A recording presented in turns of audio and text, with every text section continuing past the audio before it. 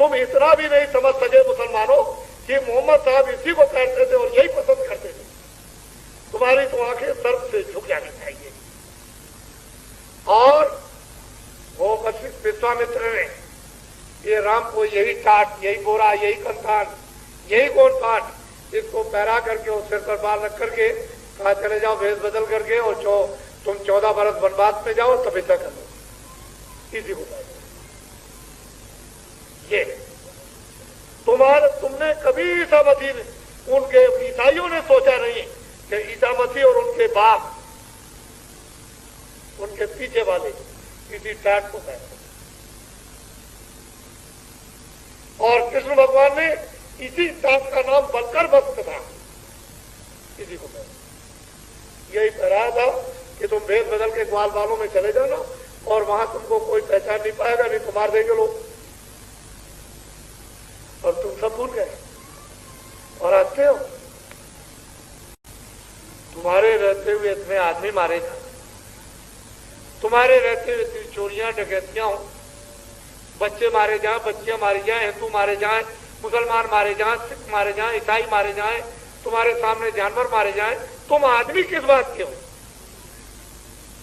तुमको तो ये हक दिया था, अधिकार दिया था कि इंसान तुम अपनी भी हिफाजत करना, अपने मिलने जालों की भी रक्षा करना और जो तुम्हारे आस पास में उनकी भी रक्षा तुम करना, तब तुम मतलब मनुष्य कहलाओगे, इंसान आदमी कहलाओगे।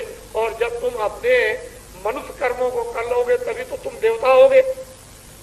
तो तुमने तो मनुष्य कोई काम ही नहीं किया।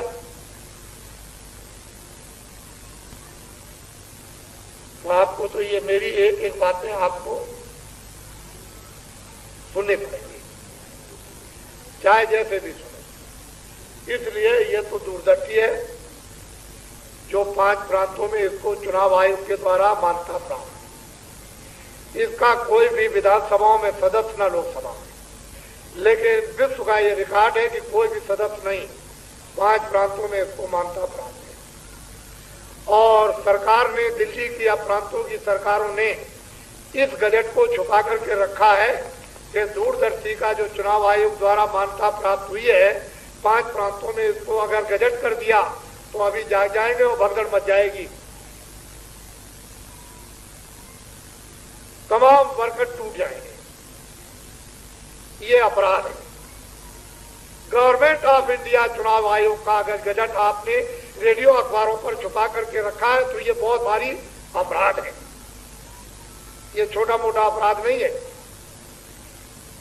ये तो इनकी बात, मैं इनको तैयार करना, क्योंकि मुझे तो इनसे कुछ काम लेना, मुझे तो कुछ करना नहीं। इनको तो आदेश देना है कि ये काम करो। तो आदमी तैयार रहेंगे तभी तो आदेश का पालन करेगा। जब आदमी तैयार नहीं रहेंगे, भक्ति नहीं होगी, आज्ञा का पालन नहीं होगा, किसी के प्रति श्रद्धा नहीं होगी, कोई आदमी मतलब मानता नहीं होगा, तो पालन क्या करेगा? ये तो आपको जानना चाहिए। तो मैं तैयारी कर रहा था। उस समय पर इनको देख करके लोग मजाक कर रहे थे, हंसी करते थे। अरे मुसलमानों, तुम्हारी जबान तो मतलब ये है कि गंदी हो जानी चाहिए। मोहम्मद साहब, हजूर मोहम्मद साहब इसी को कहते थे। तुम कितने भी बड़े नवाब हो गए, तुम्हारे घरों में मकबल चारपाइयों में बिछाए जाते हैं, लेकिन दरवाजे पर एक टाट होगा। तुम इतना भी नहीं समझ सके मुसलमानों कि मोहम्मद साहब इसी को कहते थे और यही पसंद करते थे। तुम्हारी तो आंखें सर्व से झुक जानी चाहिए। और वो वशिष्ठ विश्वामित्र ने ये राम को यही टाट, यही बोरा, यही कंतान, यही गोन पाठ, इसको पैरा करके और सिर पर बाल रख करके कहा चले जाओ भेष बदल करके और तुम 14 बरस वनवास में जाओ तपस्या कर लो। इसी को कहते। ये तुमने कभी ईसा मसीह उनके ईसाइयों ने सोचा नहीं कि ईसा मसीह और उनके बाप, उनके पीछे वाले किसी टाट को कहते। और कृष्ण भगवान ने इसी टाट का नाम बलकर भक्त था, इसी को कहते। यही कराया था कि तुम भेष बदल के ग्वाल बालों में चले जाना और वहां तुमको कोई पहचान नहीं पाएगा, नहीं तो मार देंगे लोग। भूल गए और हंसते हो। कलयुग को भगाऊंगा, इसे भागना पड़ेगा, मजबूर कर दूंगा और सतयुग को आना पड़ेगा। कितना जबरदस्त मालिक, जो कलयुग को भगाने का और सतयुग को लाने का, जो दोनों एक दूसरे के विपरीत और दोनों को अपनी शक्ति के द्वारा उधर भगाएगा, इधर लाएगा और व्यवस्था बनाएगा, अपने प्रेमियों के लिए व्यवस्था बनाएगा। ये कोरोना नाम की जो भयानक बीमारी बता रहे हैं, ये कुदरती कोराम है। कुदरत नाराज हो गई, उसका ये जजमेंट सजा दे रही है, जिसको ये नहीं समझ पा रहे। लेकिन जो संत महापुरुषों ने कहा वो अमिट है, उनकी छाप अमिट है। कब कहा था, आज वो सब सामने।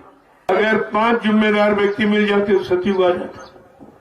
इसी तरह पर 5 भी जिम्मेदार नहीं है, तो कि यहाँ कोई मांस लगाता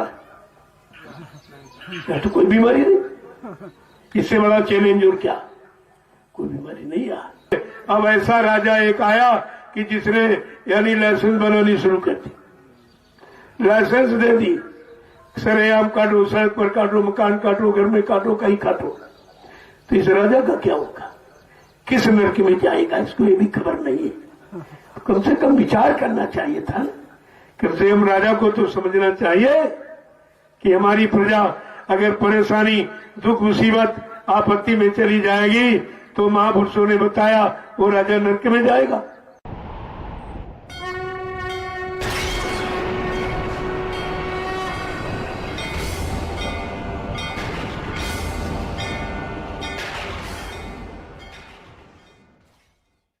एक बार समृद्धदाता दयालु बाबा जयगुरु जी महाराज ने ये एक आवाज दी थी, कहा एक दिन ऐसा समय आएगा इस मृत्यु लोक मंडल में कि सबकी दाढ़ी में आग लगेगी, कौन किसकी बुझाएगा, सबको अपनी बड़ी पड़ी होगी।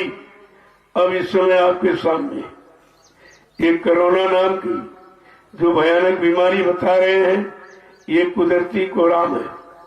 कुदरत नाराज हो गई, उसका ये जजमेंट सजा दे रही है, जिसको ये नहीं समझ पा रहे। लेकिन जो संत महापुरुषों ने कहा वो अमिट है, उनकी छाप अमिट है। कब कहा था, आज वो सब सामने। 6 दिसंबर सन 1976 में इशारा किया गया था और कोरोना शब्द की व्याख्या की गई। इसलिए कोरोना ना आवे तो क्या क्या न करो, ये सब करना बंद कर दो, गंदा खान पान करना बंद करो, बुद्धि नाशक नशा शराब पीना बंद करो। जब बुद्धि पागल हो जाएगी, माँ बहन बेटी बहू की पहचान खत्म हो जाएगी, फिर कितना बड़ा जघन्य अपराध पाप कर डालेगा, कोई उसकी सीमा नहीं है।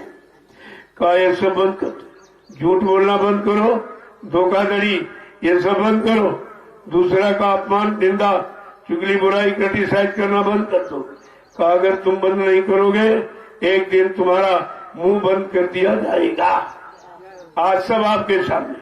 जब तुमने नहीं बंद किया तो एक कपड़े का एक बंधन लगा दिया, कहा इसको लगाओ मुंह पर। फिर भी हम नहीं समझ पा रहे, अरे बीमारी मुंह से आती है कि गंदे खान पान? हाँ, इसलिए कि मुंह से गंदा खान पान करते हो, इसलिए मुंह को बंद कर लो, न गंदा खान पान करो, न गंदे कर्म करो, तो कोई बीमारी नहीं आएगी। अब किस लिए क्या कराया जा रहा और ये उसको समझ क्या मुंह बंद करने से बीमारी चली जाए? मुंह से जो गंदा खान पान करते उसको बंद करो, मुंह से जो गंदे यानी अश्लील शब्दों का प्रयोग करते वो बंद करो, दूसरे की निंदा, आलोचना, बुराई, क्रिटिसाइज करते उसको बंद करो। ये है मुंह बंद करने का मतलब। उसको भी नहीं समझ पाए, यानी बंधन भी लगाया गया तब भी नहीं समझ पा रहे आखिरकार मुंह पे लगाम क्यों लगाई गई, ये कपड़ा क्यों बनवाया जा रहा, इसका मतलब क्या है? तो ये तो कोई बताता तो है नहीं, केवल कह दिया तुमने बांध दिया, लेकिन पूछ रहे थे भाई हम क्यों बांधे? अगर मुंह से गंदा खान पान न करें, गंदे शब्द का प्रयोग न करें, किसी की निंदा, आलोचना, बुराई न करें, तो फिर बांधने की जरूरत क्या? अरे ये बंधन अंदर से स्वीकार करो, बाहर ये कपड़े लत्ते वाला बंधन काम नहीं करेगा।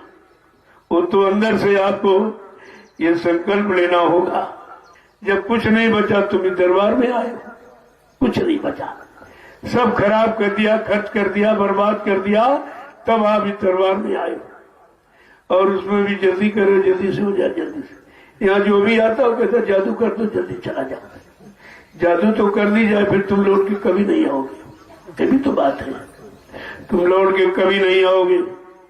इसलिए तुम्हारा दरबार से तालमेल बना रहे, आना जाना बना रहे, इस कुछ न कुछ मर्ज बीमारी रखी जाती है, उसी सारे आप आते जाते रहोगे। यहाँ कौन आता है जंगल, इतने लोग आए सब परेशान हो गए।